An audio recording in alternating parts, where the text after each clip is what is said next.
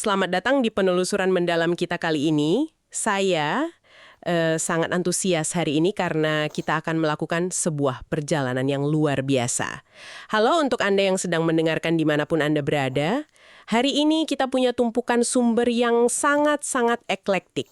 Benar-benar campur aduk ya hari ini. Ya, maksudnya coba bayangkan saja di meja ini kita punya catatan sejarah kelam dari abad pertengahan, lalu ada jurnal medis psikiatri modern, ada juga ensiklopedia tentang konsep kegilaan spiritual, sampai ke panduan naskah dokumenter televisi dan teknik voice over. Terdengar seperti topik yang melompat-lompat tanpa arah kan?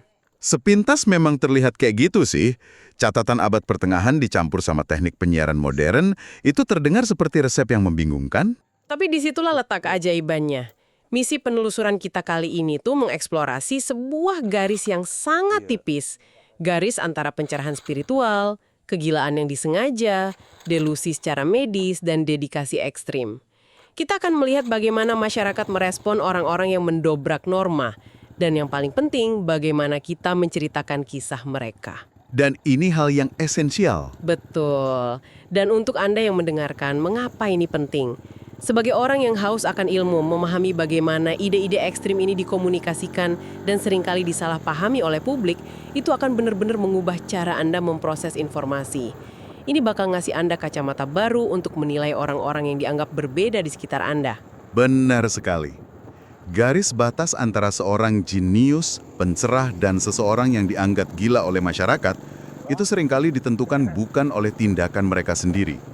Garis itu digambar oleh bingkai zaman, budaya, dan siapa yang memegang kendali atas narasi pada masa itu. Hari ini kita akan menguliti lapisan-lapisan narasi tersebut dari berbagai sudut pandang.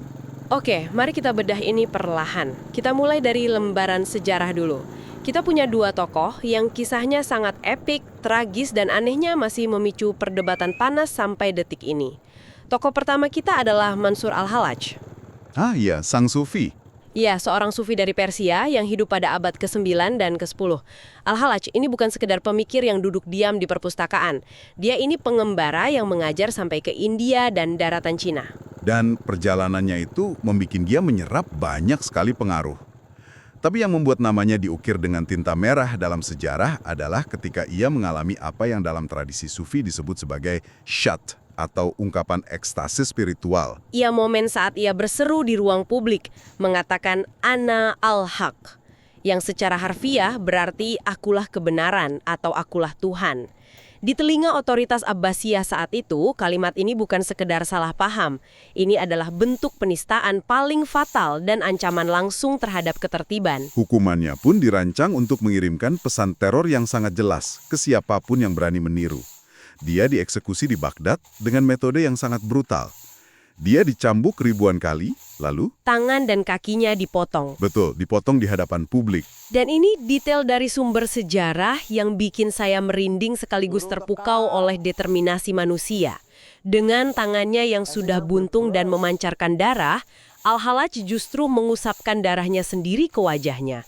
Ketika Algojo nanya kenapa dia ngelakuin hal sebegitu mengerikan, dia jawab kalau dia sedang berwudu. Luar biasa. Dia bilang wudu untuk sholat sunnah karena cinta kepada Allah tidak akan pernah sempurna tanpa menggunakan darahnya sendiri. Dia bahkan tertawa kan saat hendak dipenggal, dan mitos yang berkembang setelahnya itu nggak kalah dramatis. Menurut catatan yang kita kaji, bahkan setelah jasadnya dibakar dan abunya dibuang ke sungai Tigris, abu tersebut konon terus menyuarakan kalimat Ana al-Haq. Ini contoh sempurna bagaimana eksekusi yang niatnya membungkam justru melahirkan legenda abadi. Sayyid Hasan Ali Al-Husain. Inti dari ajarannya adalah konsep manunggaling kaula Gusti. Penyatuan hamba dengan Tuhan. Persis. Filosofinya tuh sangat radikal untuk ukuran masyarakat agraris saat itu. Dia mengajarkan kalau kehidupan manusia di dunia fana ini sebenarnya adalah alam kematian. Kita semua ini sedang mati. Kehidupan yang sejati menurutnya baru benar-benar dimulai setelah manusia terlepas dari penjara fisik tubuhnya. Dan sama seperti Al-Hallaj, ajaran ini memicu kepanikan di kalangan elit. Dia dianggap menyamakan dirinya dengan Tuhan dan menyebarkan kesesatan yang berujung pada eksekusinya oleh Majelis Wali Songo. Dua tokoh ini terpisah jarak ribuan kilometer dan ratusan tahun, tapi berbagi narasi kejatuhan yang hampir identik. Nah, jika kita hubungkan ini dengan gambaran besarnya, Ya, dan di sini kita harus berhenti sebentar. Penting sekali untuk ditegaskan kepada Anda yang sedang mendengarkan bahwa kita di sini berdiri sepenuhnya netral. Kita tidak memihak, tidak membenarkan, dan tidak menyalahkan ajaran kedua tokoh ini dari kacamata teologis atau politis manapun. Kita hanya melaporkan fakta sejarah berdasarkan sumber yang ada. Tepat sekali. Kita membedahnya sebagai fenomena sosial. Betul. Dari sudut pandang tasawuf, apa yang dialami Al-Halaj dan Syekh Siti Jenar adalah kondisi fana. Fana itu hancurnya ego kemanusiaan. Bagi para sufi di tingkat ini, ego mereka lebur. Mereka merasa Tuhanlah yang berbicara melalui mereka. Tapi bagi ulama fikih atau otoritas kerajaan, ini penistaan yang mengancam ketertiban sosial. Misalnya ajaran Jenar, itu kan bertentangan dengan tradisi Jawa, di mana raja adalah titisan Tuhan tertinggi. Disinilah bagian yang sangat menarik. Bagaimana kalau perilaku ekstrim seperti ini bukan sekedar insiden teologis lokal? Expert, Anda menemukan benang merah dari ensiklopedia kita, kan? Ya, perilaku ekstrim ini dikenal dalam berbagai budaya sebagai divine madness. Plato menyebutnya theamania, yaitu kegilaan sebagai hadiah dari dewa. Fenomena ini lintas budaya loh. Contohnya gimana? Kalau di Buddhisme Tibet, mereka punya crazy wisdom atau nyonpa. Contohnya Drukpa Kunle. Perilakunya sangat tidak konvensional, mabuk-mabukan, bertindak kasar, tapi tujuannya untuk mengajari orang tentang ilusi dunia. Hinduisme juga punya tradisi Avaduta. Para pertapa suci ini bertingkah kayak orang gila. Mereka tidur di kuburan atau berjalan telanjang bulat karena mereka sudah melepaskan semua ikatan konvensional masyarakat. Dari individu yang sangat sadar diri untuk mendobrak dogma dan mengkritik institusi agama. Terkadang, untuk membuat orang bangun dari rutinitasnya, seseorang harus melakukan hal yang terlihat gila di mata umum, kan? Ibaratnya menampar wajah masyarakat biar mereka sadar. Ini memunculkan satu pertanyaan penting. Kalau itu bukan pencerahan atau strategi, mungkinkah itu penyakit murni? Di sini, jurnal medis psikiatri modern kita memberikan perspektif yang bikin merinding. Mari kita bedah jurnal itu. Ini membahas dampak delusi religius pada pasien skizofrenia. Dan ternyata pasien skizofrenia itu sering banget punya delusi religius. Kayak merasa diutus oleh Tuhan atau punya kekuatan super untuk menyelamatkan dunia. Dan yang krusial di sini adalah memetakan polanya. Tingkat keparahan dan bentuk delusi ini sangat bergantung pada nilai budaya dan agama setempat. Kalau pasien hidup di komunitas Kristen yang taat, delusinya akan bernuansa mesianik Kristen. Kalau di masyarakat Islam, narasinya akan mengadopsi elemen Islam. Budaya memberikan kosakata untuk kegilaan mereka. Agama di sini benar-benar jadi pedang bermata dua ya. Di satu sisi, aktivitas religius yang moderat bisa jadi mekanisme coping yang sangat baik buat pasien. Tapi di sisi lain, penggunaan aturan religius yang terlalu ketat bisa memicu rasa bersalah yang dalam. Dan itu memperparah delusinya. Sangat memperparah. Makanya sangat penting bagi dokter psikiatri untuk membedakan ini. Mana keyakinan abnormal yang didukung secara sosial budaya, kayak ritual mistis di pedalaman, yang memang jadi norma di sana. Dan mana yang murni psikosis klinis yang butuh obat. Oke, kita sudah ngomongin agama dan budaya.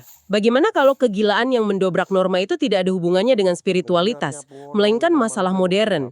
Mari kita bahas Josh Handani dari Bantul, Yogyakarta.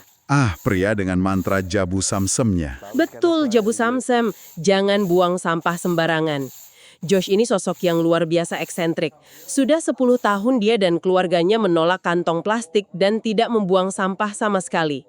Mereka menerapkan holistic minimum waste lifestyle.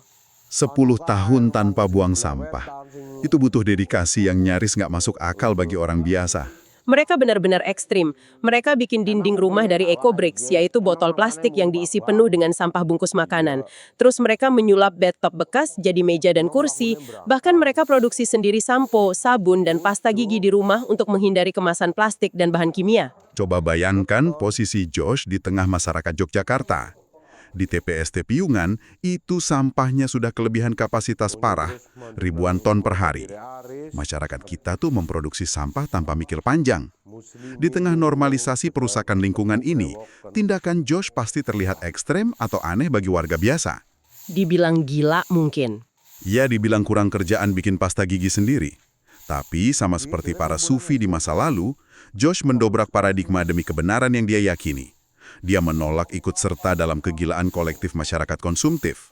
Jadi, apa makna dari semua ini? kenang-kenangan. Kita punya sufi yang dieksekusi, pasien dengan delusi, dan pejuang lingkungan yang hidup dari sampah. Bagaimana kita mengemas kisah tokoh-tokoh ini agar dipahami masyarakat? Mari kita buka sumber terakhir kita tentang storytelling dalam dokumenter televisi. Untuk membuat masyarakat peduli baik pada sejarah Al-Halaj maupun isu sampah Jos Handani, pembuat konten harus menggunakan grafik Aristoteles. Eksposisi, klimaks, solusi. Tepat. Dan ada aturan visualnya juga.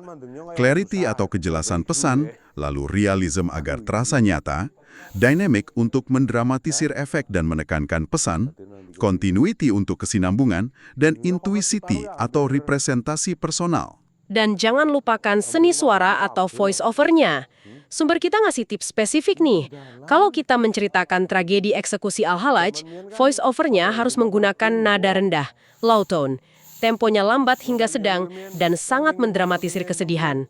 Bayangkan, suara yang berat menceritakan momen darah diusapkan ke wajah. Berbeda jauh kalau kita menceritakan perjuangan patriotik Jos Handani dengan Jabu Samsemnya.